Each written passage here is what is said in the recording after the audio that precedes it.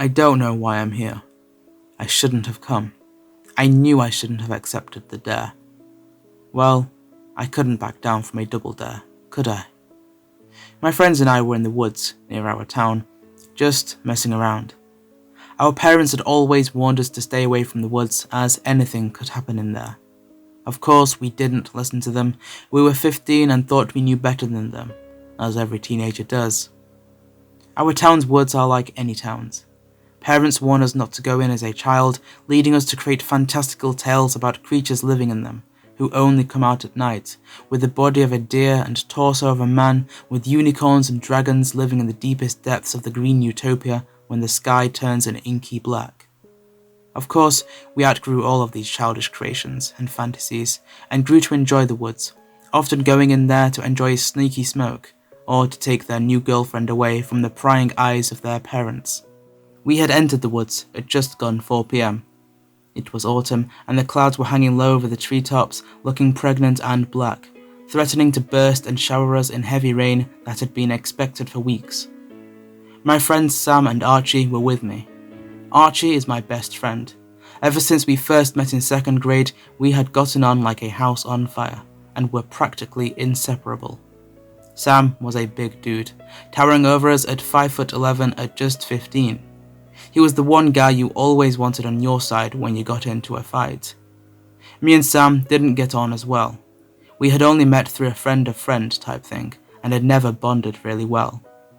We were just hanging around. Sam was doing his usual bragging about the stuff he got up to last night with his girlfriend that we all knew were just over-exaggerated fantasies.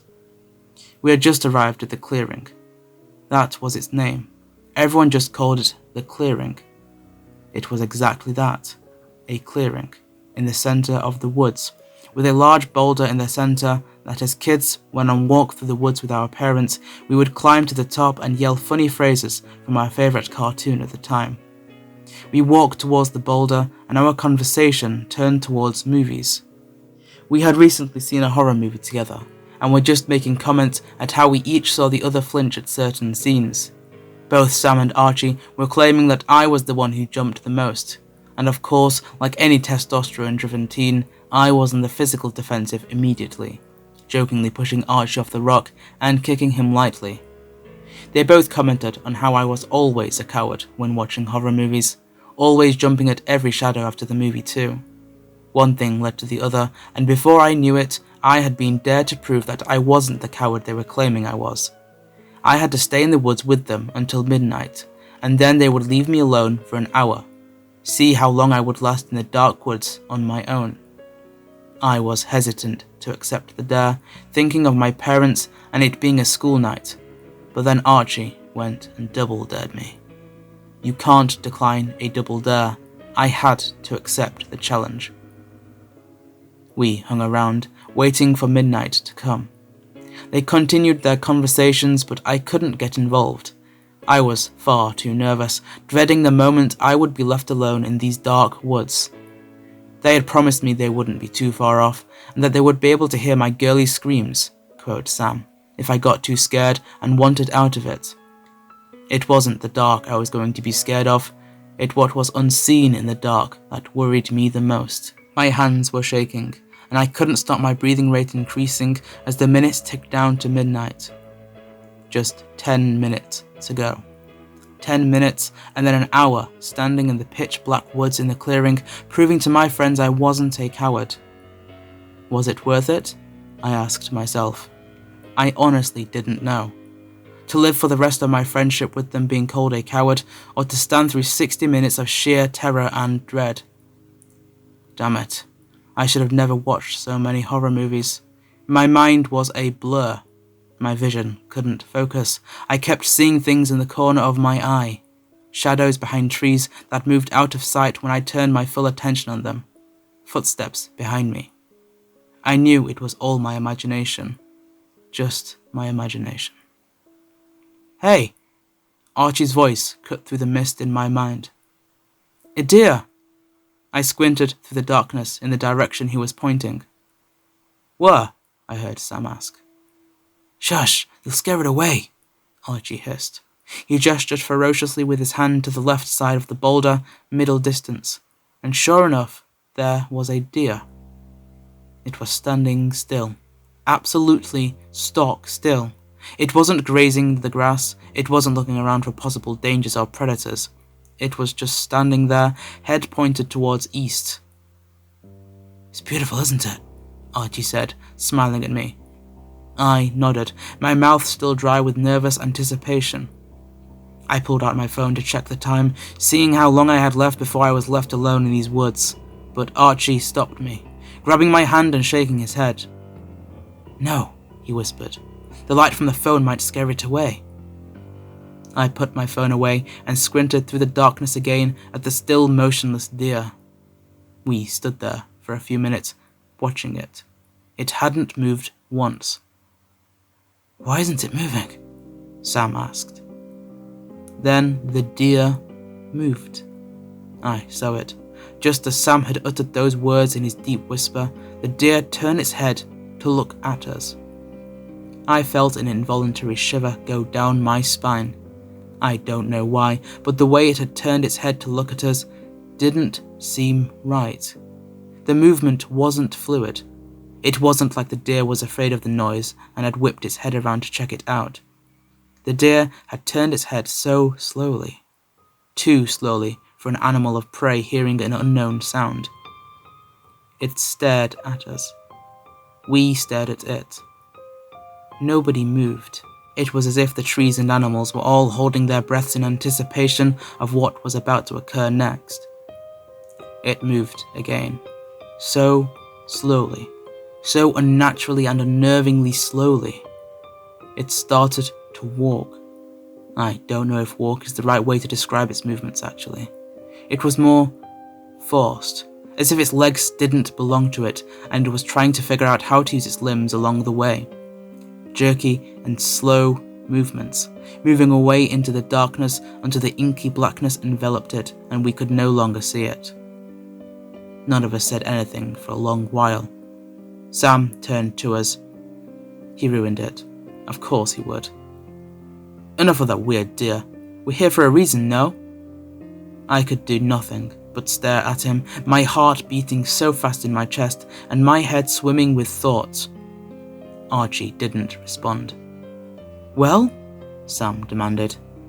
Archie looked at me. I couldn't move. Fear had paralyzed me. I was both scared of what I had just witnessed and the strangeness of it, and the fear of the dare. Archie shrugged at me. "A dare's a dare, bro," was all he said to me. Taking out his phone, he checked the time. 12:03, a little over midnight. "Well," Archie began, but Sam cut in. "Come on, let's get to it. It's freezing out here." He pulled down his beanie further on his head and zipped up his coat higher. "Do the dare and let's get home where it's warm, yeah?" I nodded. I couldn't believe myself. I actually nodded. Despite all of my internal senses going haywire, all of my guts telling me that this was the complete and utter wrong thing to be doing, I had nodded, sealing the dare and confirming my participation.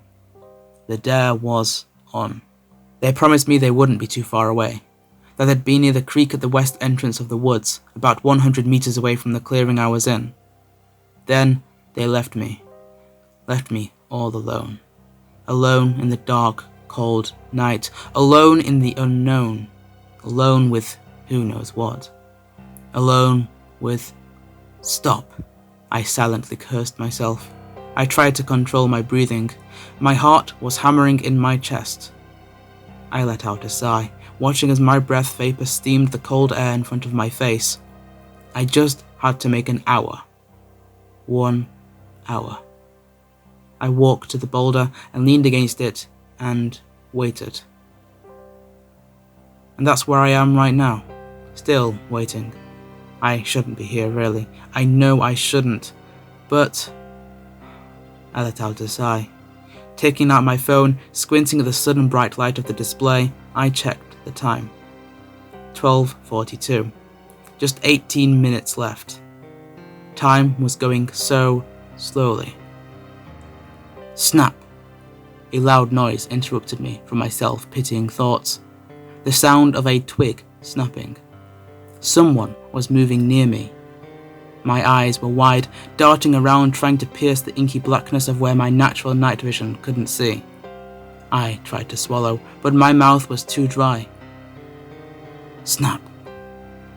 The noise came again, this time from behind me. I spun around, trying desperately to squint through the blackness. I turned on my phone and turned the flashlight on and shone it through the trees. It had to be Archie and Sam. I knew it. They were trying to prank me, try and make me scream so then they could tell all their friends that Jake was scared of the dark and was such a coward. My fist clenched tighter around my phone. Sam, Archie, I know it's you, I called out. Snap, and the noise came again, this time from my left. I whipped around and saw it. There was a deer, standing there looking at me. It was close, like 2 meters away from me. I could see its coarse fur and its twisting antlers, and its eyes. Its eyes were wrong. Its eyes were a deep, dark red. I stepped backwards. Those eyes had me transfixed. I couldn't stop staring into them. Then the deer started to move. Jerky movements. Towards me. I was frozen in shock. I thought I heard a faint noise in the distance, some high-pitched noise, but it was for a split second, and I was left wondering if I had imagined it. The deer kept moving towards me. Menacing. Terrifying. I was paralyzed in fear. My body wanted to move, but I couldn't. All I could do was stand there as the deer kept stalking towards me so slowly. It wasn't a deer, though. It was obvious. The eyes, the way it moved, the way it held its posture. It was clear that this was something else. What it was, I didn't know. It wasn't a deer for sure. Something was inside it, wearing it, testing it out, and seeing how it worked. My body jolted to life. I finally had control of my limbs. Breaking free of its stare, I turned and fled. I wasn't paying attention to where I was running to, just anywhere away from that thing. I looked behind me. It wasn't following me. It was stood in the clearing, watching me. I turned back to look where I was going. Too late. I tripped. Over a log, I think. My knees throbbed with pain. Pain seared through my left elbow. I scrambled to my feet, ignoring the pain, and looked behind me. The woods were silent. The only thing I could hear was the sound of my own heartbeat and my heavy breathing. Then I heard footsteps, pounding footsteps coming towards me. Sam burst through the foliage, panting. He couldn't speak. His chest was heaving as he struggled to catch his breath. His hair and face was slick with sweat, and he had lost his beanie on the run. "It got Archie! It fucking got Archie!" he managed to gasp out. He noticed my look of confusion. "The deer!" he exclaimed. "The deer! There was one there. We were watching it. I turned for a second, and when I turned back..." Sam broke into a hacking sob. He broke down. Tears were rolling down his cheeks. I realized that this was the first time I had seen the big guy cry. "When I turned, there were bones on the floor. The deer had gone, and there was this thing. This fucking ugly-ass creature, man. It was horrible." Sam broke down again. I could do nothing but stay crouched where I was, shocked out of my wits. "It transformed right in front of me, man. It had taken his skin. Like in the horror movies, you know? Skinwalkers? They take the skins of their victims. More of them deers appeared, man. Like about 5 of them. 5 of them. Next to the thing wearing Archie's skin. And then, Sam coughed and spat onto the ground. "I ran like hell, dude. Oh my god, this fucking deer. We should have never stayed, dude." His tears had stopped coming, and he collapsed onto the log. I was breathing heavily still. "I saw a deer too," I managed to whisper. "It was in the clearing. I ran because it just didn't seem right. If I had stayed..." I ground to a halt. There was a deer walking towards us, and its eyes were red. "Run!" I yelled, leaping to my feet and grabbing Sam by the arm, dragging him with me. I could hear the deer following us. Then a loud crunch, followed by a snarl, and I knew that if I looked back now, it wouldn't be a deer following us. It'd be one of those creatures Sam had described. I didn't look back though, just kept running. Running and running. We got lost. Branches whipped in our face, foliage shredded our trousers. If one of us tripped, the other would simply keep going, dragging the other along with them until they got their pace back. We got split up. I don't even know how. I think there was a tree, and Sam was going around the left of it, but I was going right. I let go of his arm for a second, I think. When I looked to where he had been, he wasn't there. I had lost him. I kept running. What else could I do? I kept running until I couldn't run any further. I staggered to a halt and leaned against a tree trunk, trying to get my breath back. I took a step forwards and heard a brittle crunch from underneath my shoes.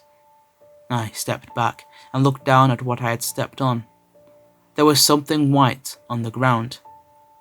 I took my phone out and shone its flashlight on the ground. Bones. There were bones on the floor, shattered by me stepping on them. I shone the light around more. There was a skull near the bushes. I wanted to vomit. This must be all that was left of poor Archie. I sank to my knees. I started to sob, uncontrollable, racking sobs. I fell onto my backside, but felt something underneath me. I sat up and picked it up. It was Sam's beanie. Then it clicked. I span around and of course there was Sam. But it wasn't Sam, of course. His pupils were red, and that smile wasn't quite right. The thing wearing Sam's skin forced Sam's grin even wider, and it said in a deep guttural snarl, "I dare you to run. Go on, double dare."